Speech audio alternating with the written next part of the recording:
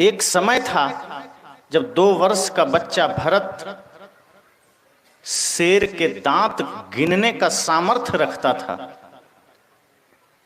जिसके नाम पर इस देश का नाम भारत पड़ा। और आज माता पिता अपने बच्चों को बिल्ली से डराता है, कौआ से डराता है कि भाग जा, कौआ आ रहा है, बिल्ली आ रहा है। हम उस भरत के वंशज हैं, हम उस महाराणा प्रताप के वंशज हैं, हम उस रामकृष्ण बुद्ध महावीर कबीर के वंशज हैं, हम उस नेताजी सुभाष के वंशज हैं, जिन्होंने वीरता का परिचय दिया, सत्य का परिचय दिया, ज्ञान का परिचय दिया, प्रेम का परिचय दिया, मानव एकता का परिचय दिया। वहां आज हम अपने बच्चों को एकांगी बनाते चले जा रहे हैं, संकुचित बनाते चले जा रहे हैं। कितने बच्चे हैं, आप अपने बच्चों से सवाल करिएगा कि तुम बड़े होकर क्या बनना चाहते हो और किसके जैसा बनना चाहते हो, तो निश्चय ही मुझे घटना याद आई।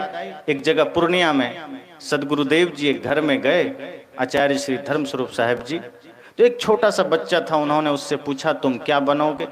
वो छोटा सा बच्चा, करीब 6-7 साल पहले की बात है, 5 साल, छोटा सा बच्चा कहता है कि मैं सिंघम बनूंगा।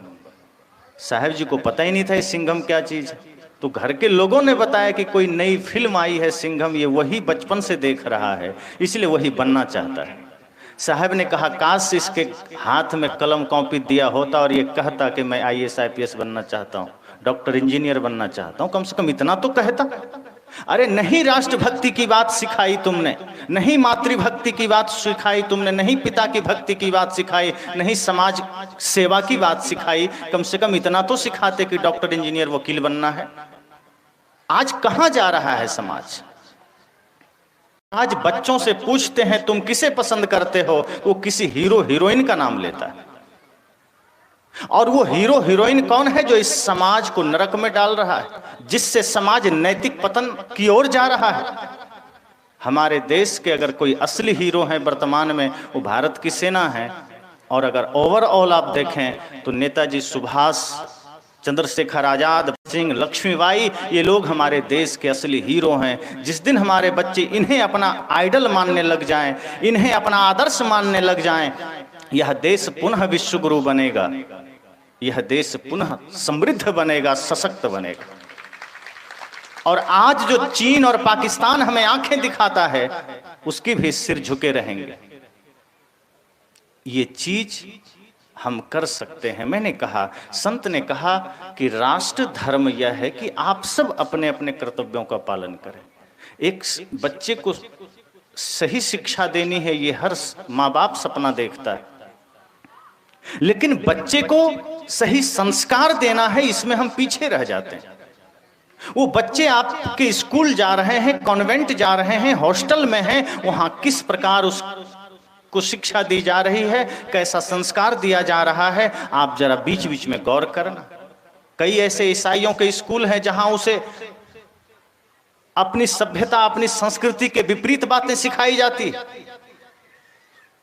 प्रातः उठते ही ईसा मसीह के प्रार्थना से शुरुआत होती है, न उसे राम से परिचय कराया जाता है, न कृष्ण से, न बुद्ध, न महावीर, न कबीर, न भगत सिंह, न चंद्रशेखर आजाद। अब वो बचपन से ही ईसा मसीह को जानता है, विदेशी संस्कृति को जानता है, विदेशी सभ्यता को जानता है, और आप उससे उम्मीद कर रहे हैं कि काश ये भी राम जैसा बन जाए। आप उससे उम्मीद कर रहे हैं कि काश ये भी श्रवण कुमार बन जाए। हर माँ बाप सोचता है कि हमारा बच्चा भी श्रवण कुमार बन जाए, हमें भी कंधे पर बैठा के 4 धाम की यात्रा कराए। अगर आपने बच्चों को संस्कार लादेन वाला दिया है तो वो आपको वृद्धाश्रम भेज सकता है, 4 धाम तो नहीं भेज सकता। इसलिए सदगुरु कबीर जैसे संत कहते हैं कि शिक्षा के साथ साथ संस्कार जरूरी है, क्योंकि अच्छी शिक्षा डॉक्टर बना सकती है, इंजीनियर बना सकती है, वकील बना सकती है, एक अच्छा इंसान नहीं बना सकती। इंसान बनने के लिए संस्कारों की आवश्यकता है, जो संत गुरु, माता पिता, बुजुर्गों से मिलते हैं।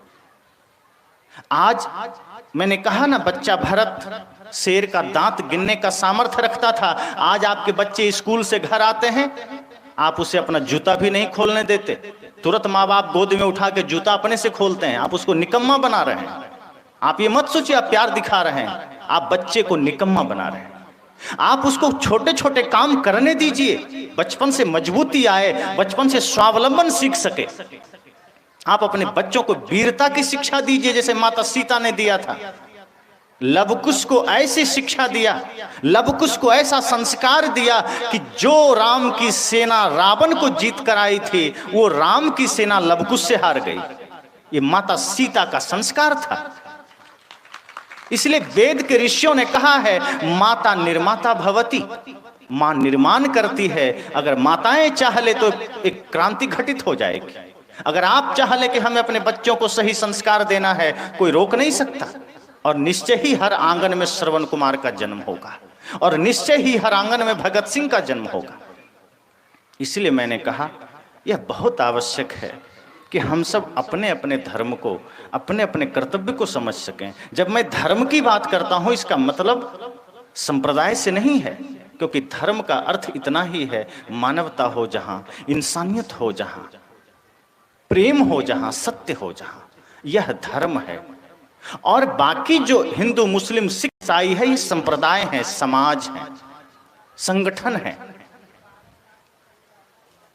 जो संस्कृति हमारी है, सनातन संस्कृति, अगर हम सच में कहें तो धर्म का स्वरूप फिट बैठता है, जहां सबके प्रति संभाव है। दुनिया में ऐसा कोई और दर्शन नहीं, कोई और राष्ट्र नहीं जो दूसरों का चाहता हो। आप चीन में चले जाएं तो चीन चाहता है अपनी सीमाओं का विस्तार, रूस चाहता है अपनी सीमाओं का विस्तार, अमेरिका चाहता है अपनी सीमाओं का विस्तार। लेकिन भारत दुनिया का एक इकलौता ऐसा देश है जहां शुरू से ही ऋषियों ने कहा वसुधैव कुटुंबकम, जहां शुरू से ऋषियों ने कहा सर्वे भवन्तु सुखिनः, कभी नहीं कहा कि भारत भवतु सुखिनः। उन्होंने ये कहा चीन तुम भी सुखी रह, अमेरिका तू भी सुखी रह।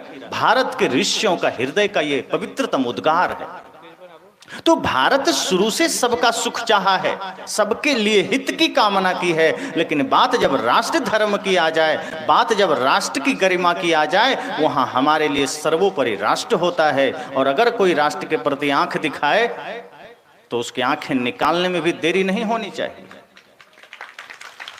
इसलिए मैंने कहा अपने बच्चों में वो संस्कार भरिए, वो राष्ट्र प्रेम भरिए, वो राष्ट्र की भावना भरिए। नहीं तो कश्मीर में बच्चे सेना पर पत्थर भी फेंकते हैं। वो आकाश से नहीं उतरे हैं, इसी देश में जन्मे हैं, और वो अपनी ही सेना पर पत्थर फेंकते हैं। उन्हें पता नहीं है कि उस सेना पर पत्थर फेंक रहे हैं जिनके वजह से वो खर्राटे लेते हैं रात भर, लेकिन उसी पर पत्थर फेंकते हैं। ये दुर्भाग्य है देश का। इसलिए मैंने कहा ये सत्संग आपको जगाता है कि बच्चों में और कुछ दे ना दें, माता पिता गुरु और राष्ट्र की भक्ति की शिक्षा जरूर देना। वो जब धीरे धीरे बड़ा हो तो इस संस्कृति के साथ बड़ा हो कि वो भारत को जब देखे, आपको जब देखे, तो उसको अपने सनातन संस्कृति की छवि सामने आ जाए। राम जी की छवि, कृष्ण जी की छवि, बुद्ध महावीर कबीर सुर तुलसी मीरा की छवि सामने आ जाए। तो इस तरह से जब यह सत्संग से थोड़ा थोड़ा गांठ में ज्ञान बांध कर ले जाएं और अपने अपने भीतर झांकें कि हमारे कर्तव्य क्या हैं, हमारे धर्म क्या हैं, हमारे आदर्श क्या हैं, हमारे उद्देश्य क्या हैं। जब आप अपने आदर्शों को, उद्देश्यों को, कर्तव्यों को, अपने अपने धर्म को समझेंगे और उस पर चलना प्रारंभ करेंगे तो निश्चय ही आप मानवता की सेवा कर रहे हैं, निश्चय ही आप राष्ट्र धर्म निभा रहे हैं। इसी के साथ वाणी को विराम देता हूँ।